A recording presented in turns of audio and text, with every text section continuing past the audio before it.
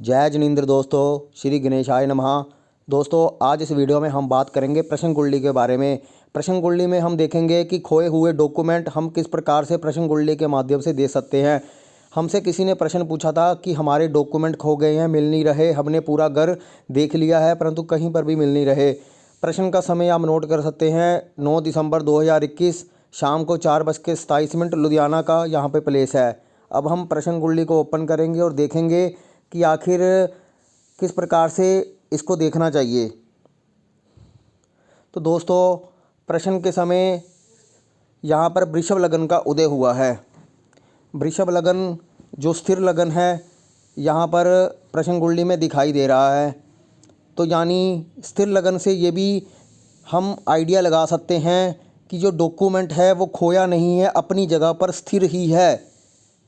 अगर चर लगन होता तो कहीं ना कहीं डॉक्यूमेंट इधर उधर होने की संभावना थी।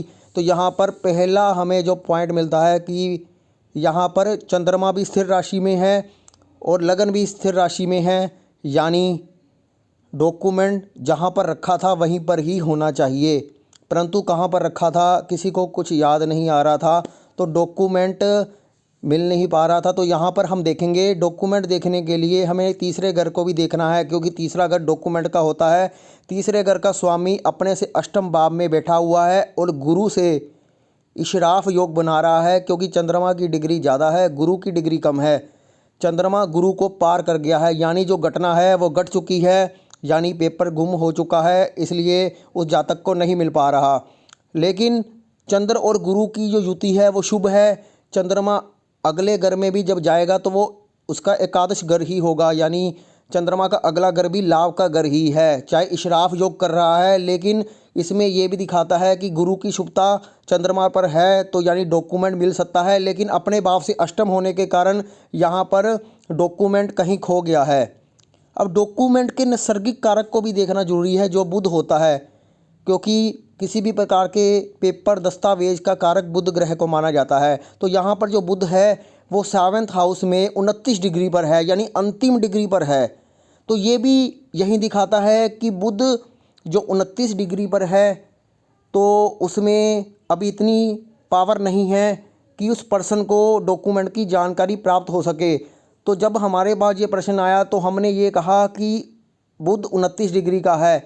जब बुध अगले घर में प्रवेश कर जाएगा, यानी अगले दिन वो धनु राशि में प्रवेश करने वाला है, तो धनु राशि में जब प्रवेश करेगा तो उस वक्त इनका डॉक्यूमेंट प्राप्त हो जाएगा, क्योंकि यहाँ पर चंद्रमा की स्थिति भी अच्छी है और बुध अगले घर में जो डॉक्यूमेंट का कारक है वो जाने वाला है। तो उस बंदे ने उस दिन सभी जगह, घर की कोई जगह नहीं छोड़ी, सब जगह देखा लेकिन नहीं मिला। लेकिन जैसे ही बुध ने अगले दिन प्रवेश किया राशि में, धनु राशि में, तो उसको डॉक्यूमेंट वहाँ से प्राप्त हो गया। अलमारी के ऊपर रखा हुआ था, तो यहाँ पर डॉक्यूमेंट की प्राप्ति हुई। तो प्रश्न कुंडली कितनी सटीक है इसके बारे में आप सोच सकते हैं। अगर प्रश्न कुंडली में हमें क्लू मिलता है, हिंट मिलता है, तो हम वहाँ से देखकर बता सकते हैं। यहाँ पर हमें बस सिंपल तथ्यों को ध्यान देने की ज़रूरत है कि लगन कौन सा है, स्थिर है, चर है, द्विस्वभाव है, चंद्रमा किस राशि में है, स्थिर है, चर है या द्विस्वभाव है, और डॉक्यूमेंट का कारक, जो भी प्रश्न हम पूछ रहे हैं उसका कारक पर ध्यान देना भी जरूरी है। और चंद्रमा थर्ड अंपायर होता है, चंद्रमा के बिना प्रश्न कुंडली अधूरी होती है।